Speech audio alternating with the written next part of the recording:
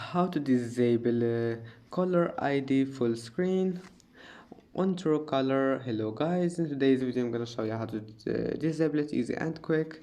First open Truecaller and first click this one here, and then click this settings icon in the top corner, and then click color ID,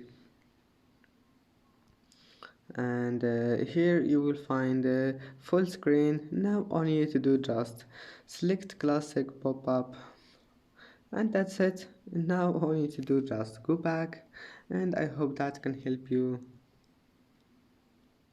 And that's it for today's video. If you like this video, please don't forget to like and don't forget to subscribe, and thank you for watching this video until the end, and see you in the next video.